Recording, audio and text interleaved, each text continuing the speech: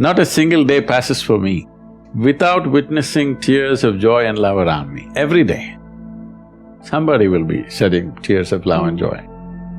I don't think there's a better way to live in this world and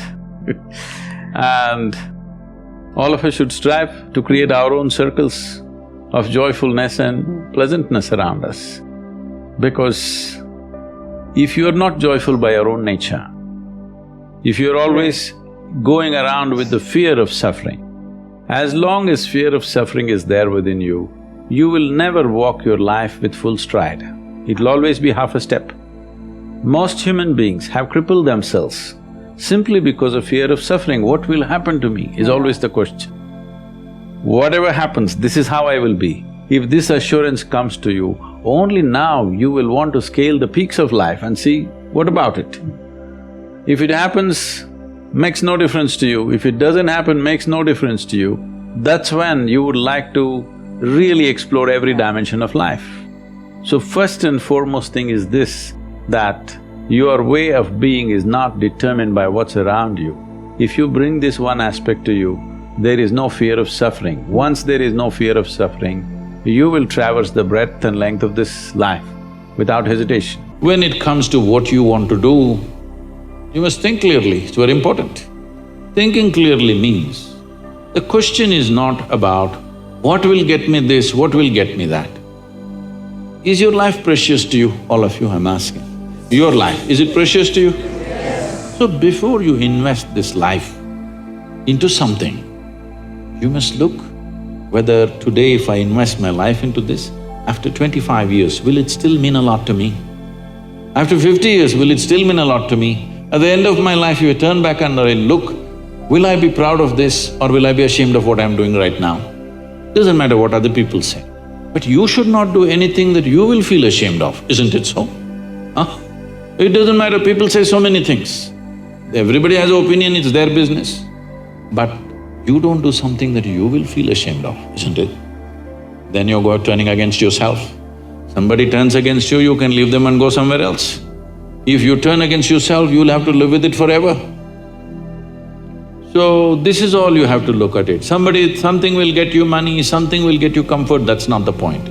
What you choose to do, will it give you a life?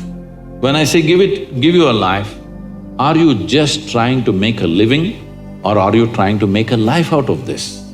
It's important. Making a living is not an issue. A worm, an insect, a bird, an animal, all of them are making their life. Making a living is not an issue. Only problem is you want to live like somebody else, that's an endless problem. I want to live is not a problem. I want to live like you, this is a problem. So, it is important, if you consider your life as a precious life, you must make sure you make a wonderful life out of this. If your friend does not do well, you'll feel sad about it. If he does very well, you'll feel very sad about it. So you have fixed yourself in such a way, whichever way you cannot be happy. You're in a self-defeating mode. No matter what happens, you will not be happy. If you want to understand what I'm saying, you go and stand out on one of the main streets in Bangalore city. Leave the poor people who are selling kadlekai on the street side, leave them. Only look at those BMWs, Mercedes and Maseratis and whatever is going around in Bangalore city. Only look at the dream cars, okay? Because many of you may have dreams also of this. Just look at all these people.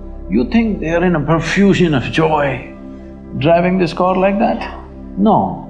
Only in case it's a stolen car, you see the joy. Otherwise, no. So success has not brought joy to them. If they're failed, of course they're frustrated. Because the very mode of approach is like this. If this mode of approach comes, whichever way, it's not going to work.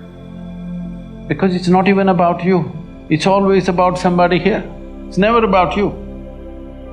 The simple thing is this, see, if your joy, your sadness, your happiness, your misery is determined by something or somebody around you, the chances of you being joyful in your life is remote. Yes or no? Is it true that human experience is created from within? Hello? Hello?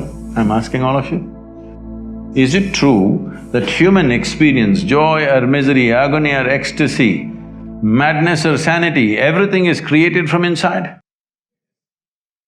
At least if you're a manager, if you're going to be a manager, at least what is happening from within you must happen your way. Because essentially management means having situations the way we want it.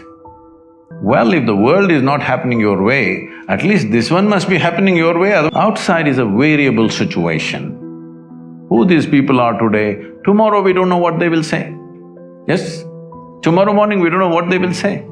If your way of being is determined by all these people, then you are a mess, you're bound to be a mess. See, you are a product of this planet, yes or no?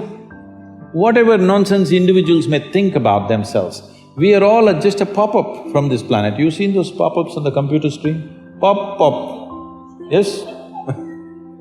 You're just a pop-up, you'll be gone. You can't believe you will be gone, huh? Me? I will be gone? Yes, all the very smart people, countless number of people who walked this planet before and you and me, where the hell are they, huh? Not a sign, all became topsoil, isn't it so? You may think you have a great life and this and that. As far as the earth is concerned, it's just recycling its soil. Just throws you up and draws you back, throws you up and draws you back. So in this little pop-up, the important thing and the most important thing is, you create sensitivity within you, such sensitivity that every dimension of life comes into your experience. Before you fall dead, is it not important you experience this life in this fullest possible scale? Yes or no? Experience means people think we must party every day. No, same damn thing how many times you will do. There is much more for the human life to explore. You must become sensitive. When I say sensitive, because the word sensitive is used in the wrong way, in the sense, when people say, oh, she's very sensitive, we are supposed to understand, she will get hurt for just about anything. Yes? No, being sensitive to life and being ego-sensitive are two different things. Being sensitive to life means if you walk into this hall, you experience everything that's here, you don't miss a thing. If you walk outside, you don't miss a thing. Every dimension of life should come into your experience. You talked one time, I thought this was so interesting, about how every time you get a belief, it's like a conclusion, and every conclusion is a death unto itself, and it's like shutting a door on something. The more conclusions you make, the less alive you become. They call this knowledge. This is not knowledge, this is just conclusions that you're drawing about everything. See, with all this scientific exploration, the fact is that even today, we do not know one single atom in its entirety. We know how to use them. We know how to use everything on this planet, but we don't know a damn thing about anything. Over 90% or 99% of an atom is empty. We don't know what that emptiness contains. So, this is like I give you a 1,000,000-piece jigsaw, but you found in your hands you have only 3 of them. With these 3, you make a picture and you're euphoric that you made a picture. Well, I'm sorry, there are 1,000,000 pieces to this. Has anybody gathered all the pieces? No. Then don't make a picture.